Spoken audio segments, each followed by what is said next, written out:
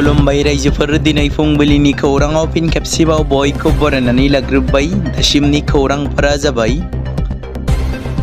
गिबि खौराङाव दङ थारैनो फैबाय थानाय समफोराव बर'आ फिन आरोबाव गावजों गाव एना एनि नायलायनो हायै गाग्लोबलायनाय सोंखारिलायनाय जुद्धनि महर लागोन नामा जों मिथिगौ बावैसो सान सिगाङाव आथिखालनि आसामनि मन्त्रि लोगोसे बारग' एसेम्ब्लिनि स्पिकार बिस्वजित दैमारिया बर'फोरनि ख्रिस्टान धोरोमखौ लानानै सोंखारिजाथाव बाथ्रा बुंदोंमोन जाय बाथ्राखौ लानानै समाजारि बिजोङाव गावजों गाव अजद होलायनाय बे बिथिंखौ नोजोर बोनानै मैया मैखोम बसुमतारिया माखासे बाथ्रा बुंदों जेरै बिथाङा बुंदों बर'फोरनि गेजेराव धोरोमनि दावराव दावसि जायोब्ला बेनि दायनिगिरिया बिस्वजित दैमारियानो जागोन एसटिआ एसटिका बियो धोरोमजों सोमोन्दो गैया बर' ख्रिस्टानफोरखौ थांखिनानै माइनरिटियाव थानो ना एसटिआव थानो बुंनाय रावखौ बिस्वजित दैमारिया बोखांनानै लाफिननांगौ बेफोर बाथ्राफोरखौ बुंदों मैखोम बसुमतारिया आरोबाव बुंदों जों मिथिगौ भारत हादरनि सा सानजा रायजोफोराव बर' हारियानो एसटिफोरनि मोनसे गेदेर हारि आरो बे हारिया दिनै जुग जुग रायजो जाबोनानै बे थासारिसिम फैदों नाथाय दिनै राजखान्थिनि दैदेनगिरि मानगोनां बिस्वजित दैमारिया ख्रिस्टान धोरोमखौ लानानै बुंदों नोंथांमोना एसटिआव थानो ना माइनरिटियाव थानो होनना नोंथांमोना थिग खालाम बेबादि बुंनायखौ एबा बेबादि बुंनानै सोंथि खालामदों बेनि सायाव गोबां बाथ्रा बुंनो गोनां दं होनना बुङो मैखोम बसुमतारिया बिस्वजित दैमारिया जा बाथ्रा बुंदों बियो संबिजिरनि हेंथा जोङो मिथिगौ भारत हादरनि संबिजिराव 25 आरो 26 नंखौ नायोब्ला जों नुनो मोनो जेसेबां हारि माहारि दङ बिथांमोना गावबा गाव धोरोम लानानै सोलिनो हानाय मोन्थाय दङ आरो एसटिआ एसटिका बेयाव सोरबा ख्रिस्टान सोरबा हिन्दु बेजों जेबो सोमोन्दो गैया एसटिआ जाहैबाय जोंनि थागिबि सुबुंफोरनि मोन्थाय दिनैनि दिनाव एसटिआव थानो ना माइनरिटियाव थानो बिथाङा जिबादि बाथ्रा बुंदों बियो थारैनो बर' हारिनि थाखाय जोबोद दुखुनांथाव जों मिथिगौ बर' हारिया मोनसे समनिफ्राय सोमावसारबोनानै बेबादि थासारिसिम सफैदों बिएससिनिफ्राय लानानै बिटिसिनिफ्राय लानानै बिटिआर मोनबाय जेराव बेयाव गोबां बर'नि दैदेनगिरिफोर माहारियारि आफादफोरानो ख्रिस्टान धोरोम लानानै फालिबोदों बेनि अनगायैबो बारग' हाथियार लाग्रा आफादफोर एनडिबि बिएलटि आरो एनडिबिआव थाबोनाय गोबां दैदेनगिरिफ्रा ख्रिस्टान धोरोम लादों होनना मैखोम बसुमतारिया बेफोर बाथ्राफोरखौ बुंदों आरोबाव बिथाङा गोबां बाथ्रा बुंबावदों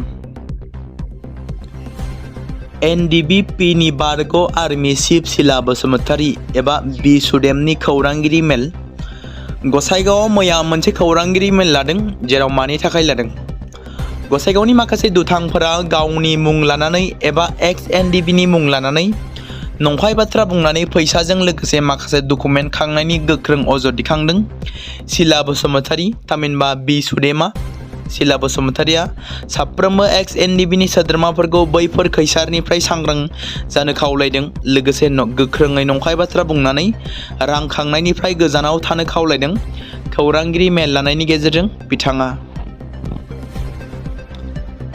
फिन आरोबाव बर' रायजो राजाफोरा सोमावसारदों बिटिसि सरकारा मालगाव गामिनि हाखौ एपिडिसिएलनो हगारना होनायनि थाखाय खुद्रिसारदों एपिडिसिएलनो हा हगारनायखौ लानानै क'क्राझाराव सोमजिदों फिन आरोबाव दुंहाव थासारि क'क्राझार जिल्ला सिमा ओनसोलनि मालगावआव बर' रायजोफोरनि दुंहाव बेरेखा ट्राइबेलनि हा रैखा खालाम एपिडिसिएल गो बेक आसाम सरकार हाय हाय बिटिसि सरकार हाय हाय बायदि स्ल'गान खालामनानै सोमावसारदों थै होगोन हा हगारा स्ल'गानजों दुंहाव बेरेखा बर' रायजो राजाफ्रा बिटिसि सरकारा मालगावनि एबा मालगाव गामिनि हाखौ एपिडिसिएलनो हगारनायनि खुद्रिसारदों जेराव ट्राइबेलनि हा रैखा खालाम एपिडिसिएल गो बेक आसाम सरकार हाय हाय बिटिसि सरकार हाय हाय थै होगोन हा हगारा स्ल'गान होनानै मैया सोमावसारो स्पेन फ्रान्स आरो इंलेन्ड बेनि उनाव आर्जेन्टिनाया फिफा बुहुम कापनि 2022नि थाखाय सेमिफाइनालाव सहैबाय इंलेन्डआ सोमोनांथावै क्वार्टार फाइनाल गेलेनायाव सुइजारलेन्डखौ 3-1 गलाव फेजेननानै सेमिफाइनालाव सहैनो हायो बेबायदिनो आर्जेन्टिनायाबो फैगौ माखासे सानाव आटलान्टायाव इंलेन्डजों सेमिफाइनाल गेलेगोन। दा आर्जेन्टिनानि थांखिया जाबाय इंलेन्डखौ फेजेननानै बुहुम कापनि ट्रफिखौ देरहासारनाय एबा इंलेन्डखौ फेजेननानै सेमिफाइनालनिफ्राय फाइनालाव सहैनानै फाइनालाव देरहानानै फिफा बुहुम कापनि ट्रफिखौ देरहासारनाय। फैबाय थानाय समफोराव सोर 2022नि फिफा वर्ल्ड कापआव देरहासार जागोन नोंथांमोना कमेन्टनि गेजेरजों फोरमायहरनो हागोन। जोबथारनायाव बिजय थालापाटिनि मस्ट वाइटिं सावथुन जानानायागानखौ नुनो मोनसिगोन। तामिलनाडुनि गिबि मन्त्रि सि जसेफ बिजयनि जानानायागान सावथुनखौ दिहुननाय KBN प्रडाक्शना सनिबारखालि जोबोद नेनानै थानाय सावथुननि पस्टारखौ फोसावदों। प्रडाक्शन हाउस एक्सआव मोनसे पस्टआव बेखौ बुंदों दि सावथुनखौ सेन्सर सार्टिफिकेट होनाय जाबाय आरो सावथुनखौ नायनो थाखाय मोजां मोनगिरिफोरखौ सिनेमा हलफोराव नायनो खावलायदों। मुंदांखा सावथुन दिहुनगिरि एस विनोदजों दिथा होजानाय बे सावथुना सावथुननि माखासे बाहागोखौ लानानै फोरमान होनाय बिबानगिरिफोरजों गोबाव सम जुजिनायनि उनाव 24 जुलाइ 2026 खालाराव सिनेमा हलफोराव रिलिज जागोननि मिजिंथिदों। बे सावथुनाव पूजा हेगड़े, बेबी देओल, ममिता बैस, गौतम वासुदेव मेनन, प्रकाश राज आरो नारायण बायदि मुंदांखा फावगिरिफोरा फावखुंगुर बिजय थालापाटिजों फावखौ खालामदों। गसाइगावआव सोमजिदों मोनसे दुखुनांथाव जाथाय। सानै उन्दै गथ'साफोरा फुख्रियाव गबनानै जिउ गोमायो। जिउ गोमानाय उन्दै गथ'साफोरखौ गसाइगाव महकुमानि सिङाव थानाय कसुगाव ब्रह्मपुर गामिनि थागिबि रुंसारि दिपाक दैमारिनि फिसाज्ला हायेन दैमारि 5 बोसोर बैसोनि आरो मिथुन ब्रह्मनि फिसाज्ला धनबीर ब्रह्म जाय 7 बोसोर बैसोनि होननानै सिनायथि मोननाय जादों। मिथिनो मोननाय बायदिब्ला थांनाय सानखालि बेलासि समाव गामिनि साखाथियाव थानाय गंसे फुख्रियाव दुगैनानै गेलेबाय थानाय समाव दहमै सानैबो गबनानै जिउ गोमायो होननानै न'खरनि आरो गामिनि सुबुंफोरा सन्देह खालामदों। न'खरनि आरो गामिनि सुबुंफोरनि फोरमायनाय बायदिब्ला थांनाय सानखालि बेलासि समाव सानैबो गथ'साफोरा न'खराव गैयैयाव नागिरनायाव गामिनि गंसे फुख्रियाव गबनानै थानाय थासारियाव मोननाय जायो। जाथायखौ मिथिनाय आरो खौरां मोननाय लोगो लोगो कसुगाव पुलिसनो खौरां हरो आरो लोगो लोगो जाथाय जायगायाव पुलिस नुजाथिफैयो आरो गोथै देहाखौ पस्टमर्टमनि थाखाय कसुगाव थानासिम लानानै थाङो होनना फोरमायदों ओनसोलनि सुबुंफोरा। बाक्सा जिल्लानि बरमानि खोरोमसार बसुमतारिया दिल्लीयाव 3 थालानिफ्राय हरखाबै गोग्लैनायजों आथिं बायदों। खौरां लादों आगुनि BTCनि गाहाय मावफुंगिरि प्रमद बर'आ। बाक्सा जिल्ला बरमानि सासे लिरगिरि, सोलोंथाइगिरि, गोख्रों समाज सिबियारि आरो आलागजार गुदि फरायसालिनि गाहाय फोरोंगिरि खोरोमसार बसुमतारिया हरखाबै मोनसे जाब्रबथायजों मोगा-मोगि जानांदों। मिथिनाय बादिब्ला थांनाय 10 जुलाइ खालारखालि सानजौफु समाव गोदान दिल्लीनि पाहाड़गन्जआव थानाय हटेल स्टारलिं इननि 3 थाला खथानि मोनसे लिफ्टनिफ्राय गाहाय थालासिम हरखाबै गोग्लैफैदोंमोन, जायनि जाहोनाव बिथांनि आगदा आथिं फेन्दाया बायदों होननानै मिथिनो मोननाय जादों। हरखाबै गोजौ बिल्डिंनि मोनसे खथानिफ्राय गोग्लैनायखौ नुनानै हटेलनि मानसिफ्रा थाबैनो हस्पिटालाव फाहामथायनि थाखाय लाबोयो। दा बिथाङा दिल्लीनि सार गंगाराम हस्पिटालाव देहा नायफामगासिनो दं।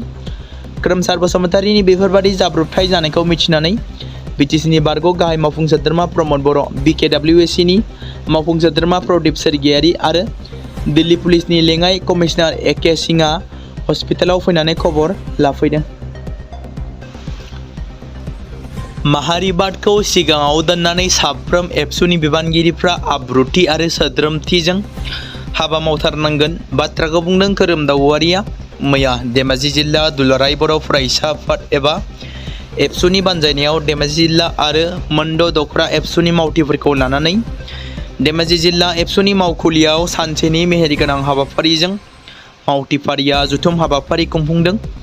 धेमाजि जिल्ला एबसुनि आफादगिरि हिरिनिय सोरगियारिनि मासि लानानै सामलायनाय हाबाफारियाव मिरु दुलाराय बर' फरायसा आफादनि मानगोनां आफादगिरि खोरोमदावआरि बिथाङा बर' माहारियारि बादाव एबसुनि मावथिफोरनि सानस्रियारि बिथा आयदानि सायाव एबसुनि मावथिफोरा माबोरै समाजाव गोख्रों आरो सोद्रोमथियै हाबा मावलांनांगौ आरो फैगौ समाव जोंनि इयुन जोलैफोरखौ बर' माहारिबादनि सानथौ आरो सानस्रिनि आवथायाव थानानै हाबा मावनो खाबु होनांगौ बेफोरनि सायाव रोखायै फोरमायथियो। बेबादिनो मानगोनां गाहाय नेहाथारि बिथाङाबो बिबानगिरिफोरनि गोहो आरो बैथि हाबा मावनायनि आदब आरो सम सामलायनायखौ रोखा खालामनाय आयदानि सायाव आफादारि बिथिंनि मावनां हाबा, बिबानगिरिफोरनि थुलुंगा आरो सोद्रोमथि, एबसुनि हाबाफारिफोरखौ सम बादियै माबोरै मावनांगौ आरो समाजाव एबसुनि बिफावआ मा बेफोरखौ बिथा खालामनानै बिबुंथिनि गेजेरजों एबसुनि मावथिफोरखौ साग्रिद जानानै हाबा मावलांनो खावलायो। मख'नो गोनांदि बे हाबाफारियाव मिरु दुलाराय बर' फरायसा आफादनिफ्राय फारियै लेङाइ आफादगिरि उमेश दैमारि, लोगो गाहाय नेहाथारि दिनेश ब्रह्म, नेहाथारि मानगोनां बड'सा ब्रह्म, सोलोंथाइ नेहाथारि मानगोनां सोमावसार बसुमतारी, सुबुं फोनांजाब नेहाथारि रुबुं खेरखातारि, नितु बर', गेलेमु नेहाथारि मनिराम बरगयारी, लोगो गेलेमु नेहाथारि पुर्ण सिंह बसुमतारी आरो धेमाजि जिल्ला एबसुनि आफादगिरि गाहाय नेहाथारिजों लोगोसे जिल्लानि बिबानगिरि गगामुख दखरा एबसु, धेमाजि जिल्ला दखरा एबसु, सिलाफोथार दखरा एबसु, सिमेन्ट दखरा एबसु, गेजेर जनाय दखरा एबसु आरो जनाय दखरा एबसुनि आफादगिरि नेहाथारिजों लोगोसे दखरानि गासैबो बिबानगिरिफ्रा बाहागो लानानै हाबाफारिखौ मेहेरगोनां खालामो। दङ बिपिएफनि गोख्रों दैदेनगिरि सेन्ट्रेल सेलेक्शन बर्ड थामहिनबा CSBनि सोद्रोमा बिपिएफनि दैदेनगिरि सिनाकान्त बसुमतारीया गैलिया, जेराव बिथाङा रुंसारि जानानै थांबाय। मोनसे समनि एबसुनि गोख्रों दैदेनगिरि आरो आथिखालाव सेन्ट्रेल सेलेक्शन बर्डनि सोद्रोमा सिनाकान्त बसुमतारीया बे बुहुमनिफ्राय आनज्रायलांबाय। तामुलपुर जिल्ला दनिन कुमारिकाटायाव रायजो जाबोनाय सिनाकान्त बसुमतारीया सासे गोख्रों समाज सिबियारि आरो रायजोफोरजों थाफानानै अरायबो खामानि मावबोदोंमोन। बर' थुनलाइनि फोथारावबो गोबां बिहोमा दं। खन्थाइ, रायथाइ लिरनायजों लोगोसे बिथाङा समायसार होदोंमोन थुनलाइनि फोथारखौ। मोनसे समाव एबसुआव थानानैबो खामानि मावनायनि अनगायैबो उनावहाय बिपिएफ राजखान्थि दोलोआव हाबनानै खामानि मावो। थांनाय बिटिसि बिसायख'थिनि समाव तामुलपुर जिल्ला कमिटि बिपिएफनि आफादगिरि बिबान बानस'नानै गोख्रों खामानिबो बिथाङा मावदोंमोन। नाथाय दुखुनांथाव बाथ्रा दि मोनसे समनि एबसुनि बारग' बिबानगिरि, आथिखालनि बिटिसिनि CSBनि सोद्रोमा, तामुलपुर कुमारिकाटा हालामनि गोख्रों समाज सिबियारि सिनाकान्त बसुमतारीया हरखाबै रुंसारि जानानै थांबाय। बिथांनि अबथिरा रुंसारि जानानै थांनायाव ओनसोलनि सुबुंफोरा गोथौयै दुखु मोननाय फोरमायदों। सोरगोआव जायगा मोनहैयो एबा सोरगो रायजोआव जाहाथे अरायसम गोजोनै थाहैनो जायगा मोनो, बिनि थाखाय इसोरनियाव आरज खालामो। चिरां जिल्ला सान्थिपुर दालाइसा एबसुआ बर'नि दोरोङारि दामनाय मोसानायनि थामथि मावबादा बेखेवदों। मैया सान्थिपुर दालाइ सुबुं हारिमु आफादा मोनसे मेहेरगोनां हाबाफारिनि गेजेरजों थामथि हारिमुआरि मावबादाखौ सान्थिपुर गोजौ फरायसालियाव बेखेवनानै होयो। मख'नो गोनांदि बे हाबाफारिनि गेजेरजों ओनसोलनि उन्दै गथ'फोर आरो लाइमोनफोरनो बर'नि माखासे दोरोङारि दामजु खाम, सिफुं आरो सेरजा फोरोंनायजों लोगोसे दोरोङारि मोसानायखौबो फोरोंनाय जागोन। बे ओनसोलनिनो हारिमुआव गोसो गुदुं थानाय साफ्रोम लाइमोनफोरा 12 जुलाइ खालारनिफ्राय 20 जुलाइ खालार 2022 इं अक्ट'सिम सान्थिपुराव थानाय मुंख्लं सुजित नार्जारि गोसोखां नब्लाङाव फैनानै सोलोंफैनो हागोन होनना सान्थिपुर दालाइसा एबसुआ खौरां बिजोंनि गेजेरजों मिथिहोदों। बे मेहेरगोनां हाबाफारियाव गाहाय आलासि महरै बाहागो लायो सिफुं हारिमु आफाद रौमारिनि आफादगिरि नन्दलाल बसुमतारी, सान्थिपुर दालाइसा दुलाराय बर' फरायसा आफादनि गोग्गो लोगो आफादगिरि रुजुथाय बसुमतारी, दालाइसा आफादनि गाहाय नेहाथारि आकाश कसारी आरो दालाइसानि माखासे सोद्रोमाफोरा बे हाबाफारियाव बाहागो लायो। बड'लेण्ड मार्टियार्स गिबि मुंख्लं सुजित नार्जारिनि गोसोखां मिरुखौ साफ्रोमबो दिथा होबाय थानो थाखाय केयारटेकार काम पार्क गार्डेनार महरै दियाबारि गामिनि थागिबि सोमदोन गयारिनो एपइन्टमेन्ट होबाय। बावखुंग्रि बिटिसि बियाबनि MCLA दनेश्वर गयारिया दिनै एपइन्टमेन्ट अर्डारखौ गथायो। दुरान कापआ क'क्राझारावल' जाबाय थाया, गुबुनावबो लांनांगौ बाथ्राखौ बुंदों सांग्रां ब्रह्मआ। मख'नो गोनांदि 135थि दुरान काप फुटबल टुर्नामेन्ट 2022नि थाखाय बड'लेण्ड FCआ गोख्रों साखाफारा जादों। क'क्राझार साइ स्टेडियामाव गेलेगिरिफोरनि अपेन ट्रायल खुंदों। बड'लेण्ड FC हानजाया हाबाफारियाव बाहागो लादों। आसाम फुटबल गौथुमनि गाहाय नेहाथारि डक्टर सांग्रां ब्रह्मआ खौरांगिरिनि सिगाङाव साफ्रोमबो गामि सिंनि रोंगौथि गोनां फुटबल गेलेगिरिफोरखौ दुरान्ड काप फुटबल टुर्नामेन्ट 2026 आव खाबु होगोन होननानै बुङो डक्टर सांग्रां ब्रह्मआ।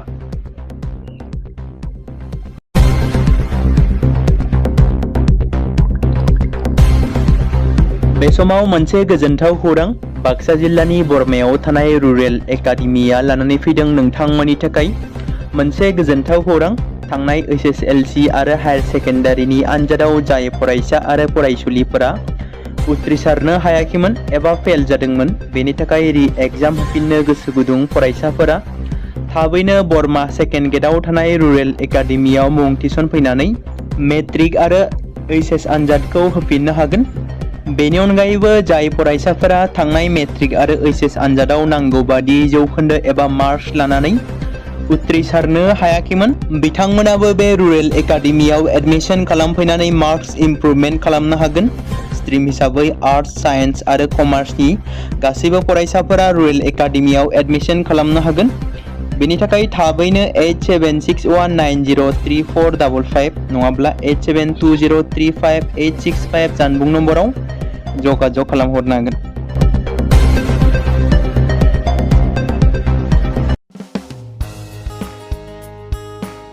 बे समाव मोनसे गोनां फोसावथाय बर' सावथुन नायनानै मोजां मोनग्रा गासै बर' रायजो राजाफोरनि गेजेराव लानानै फैदों मोनसे बर'नि OTT प्लेटफर्म गोनां जाय प्लेटफर्मनि गेजेरजों नोंथांमोना बर'नि गोदान गोजाम सावथुनफोरखौ नुनो मोनगोन। थांनाय माखासे बोसोर सिगां बर'नि गेजेराव लानानै फैनाय निउबो एप बायदिनो फिन आरोबाव लानानै फैदों बर' रायजो राजाफोरनि थाखाय। बे बाथ्राखौ मख'नाया गोनांदि 2025 मायथाइनि जानुवारि दानाव ओंखारनाय आंगो स्ट्रिम मुंनि मोनसे OTT प्लेटफर्म गोनां निउबो एपनि गेजेरजों नोंथांमोना गोबांथार बर'नि सावथुनफोर जेरै ट्रेजेडी, रमान्टिक, एक्शन आरो कमेडीजों बुंफबनाय सावथुनफोरखौ नुनो मोनगोन। जेरै सनानि नखर, थांखि गैयै समाज, अनसुला आफा, हिर', बिमा बायदि बाजै, अर, थैसाम, वान्टेड, संदान आरो रं नाम्बार बायदि सावथुनफोरा मख'जाथाव। बेफोर सावथुनफोरखौ नायनो थाखाय नोंथांमोना गिबियावनो आंगो स्ट्रिम एपखौ गाव गावनि मबाइलाव थानाय प्ले स्ट'रनिफ्राय डाउनल'ड खालामनानै लोगोसे इनस्टल खालामनानै गावनि मबाइल नाम्बारजों लगइन खालामनानै लाग्रोनांगोन। बेनि उनाव नोंथांमोना गोबांथार नुनो मोनै सावथुनफोरखौ गुगोल पे, फन पे आरो पेटिएमजों रं नाम्बार सावथुनखौ नायनो थाखाय 60 रां आरो संदान सावथुनखौ नायनो थाखाय 80 रां, वान्टेड सावथुनखौ नायनो थाखाय 60 रां, थैसाम सावथुनखौ नायनो थाखाय 60 रां बेबायदिनो गोबांथार नुनो मोनै सावथुनफोरखौ नायनो थाखाय सुबिदा खालामनानै होदों आंगो स्ट्रिम प्लेटफर्मा। फिन नोंथांमोननि गेजेराव फोरमायबावनो लादों बर' सावथुन नायनानै मोजां मोनग्रा गासै बर' रायजो राजाफोरनि गेजेराव लानानै फैदों मोनसे बर'नि OTT प्लेटफर्म गोनां जाय प्लेटफर्मनि गेजेरजों नोंथांमोना बर'नि नुनो मोनै सावथुनफोर जेराव गोदान गोजाम सावथुनफोरखौ नुनो मोनगोन। बे बाथ्राखौ मख'नाया गोनांदि 2025 मायथाइनि जानुवारि दानाव दिहुनजानाय आंगो स्ट्रिम मुंनि मोनसे OTT प्लेटफर्म गोनां एपनि गेजेरजों नोंथांमोना गोबांथार बर'नि ट्रेजेडी, रमान्टिक, एक्शन आरो कमेडीजों बुंफबनाय सावथुनफोरखौ नुनो मोनगोन। जेरै रं नाम्बार, संदान, वान्टेड, थैसाम, अर, बिमा बायदि बाजै, हिर', अनसुला आफा, थांखि गैयै समाज, सनानि नखर बायदि बायदि सावथुनफ्रा मख'जाथाव। बेफोर सावथुनफोरखौ नायनो थाखाय नोंथांमोना गिबियावनो आंगो स्ट्रिम एपखौ गाव गावनि मबाइलाव थाखानाय प्ले स्ट'रनिफ्राय इनस्टल खालामनानै गावनि मबाइल नाम्बारजों लगइन खालामखांनायनि उनाव नोंथांमोना गोबांथार नुनो मोनै सावथुनफोरखौ गुगोल पे, फन पे आरो पेटिएमजों रं नाम्बार सावथुनखौ नायनो थाखाय 60 रां, संदान सावथुनखौ नायनो थाखाय 80 रां, वान्टेड सावथुनखौ नायनो थाखाय 60 रां, थैसाम सावथुनखौ नायनो थाखाय 60 रां बेफोरबायदिनो अर सावथुनखौ नायनो थाखाय 60 रां पे खालामनांगोन। बेबायदिनो गोबांथार नुनो मोनै बर' सावथुनफोरखौ नायनो थाखाय सुबिदा खालामनानै होदों आंगो स्ट्रिम प्लेटफर्मा। बे समाव मोनसे गोजोनथाव खौरां क'क्राझार जिल्लानि सिङाव थानाय बड'लेण्ड एकाडेमि सेनियर सेकेन्डारि स्कुला लानानै फैदों BTC हालामनि थाखाय मोनसे गोजोनथाव खौरां 2026 आरो 2027 सोलोंथाइ बोसोरनि थाखाय क'क्राझार तिनिआलिनि हल्टुगाव आउटपस्टआव थानाय बड'लेण्ड एकाडेमि सेनियर सेकेन्डारि स्कुला फार्स्ट इयारनि थाखाय प्रि एडमिशन एबा जेबो बेसेन होनाङालासे मुं थिसननाय आरो फर्म गथायनाया दासान्दि सोलिगासिनो दङ आरो बेनि गेजेराव देग्लायनि मेट्रिक आनजादाव 100आव 75 जौखोन्दोनि गोजौआव जौखोन्दो लानानै उथ्रिसार जानो हानाय साबा फरायसा एबा बिजाथिफोरनि थाखाय आबुङै जेबो बेसेन होनाङालासे मुं थिसननो आरो फरायनो थाखाय खाबु होनाय जादों। आरो बेनि अनगायैबो बोसोरै फरायसा आरो फरायसुलिफोरखौ लानानै EBS ट्रिप एबा सोलोंथायारि दावबायनायखौ लानाय जायो। मख'जाथावदि बे बड'लेण्ड एकाडेमि सिनियर सेकेन्डारि स्कुलाव आर्ट्स स्ट्रिमनि थाखाय आयदा हिसाबै इंलिश ML बड', political science, education, history, economics, advance बड' गासैबो आयदाखौ मोननो हागोन आरो बे सेकेन्डारि स्कुलाव इंराजि आरो बर' बिजोङा थागोन। मोजां सोलोंथाइ लानायनि अनगायैबो बड'लेण्ड एकाडेमि सिनियर सेकेन्डारि स्कुलाव उफ्रा सोलोंथाइ हिसाबै एनभायरनमेन्ट फिल्ड स्टाडि बायदिखौ लानानै सोलोंथाइ लानो हागोन। बेनि अनगायैबो बे फरायसालियाव हौवासा आरो हिन्जावसाफोरनि थाखाय आलादा आलादायै हस्टेलनि खाबुफोर होनाय जादों। बेनि थाखाय नोंथांमोना आबुङै मिथिबावनो थाखाय एबा थोंजोङै फोनांजाब खालामहर 9101488399 जानबुं नम्बराव।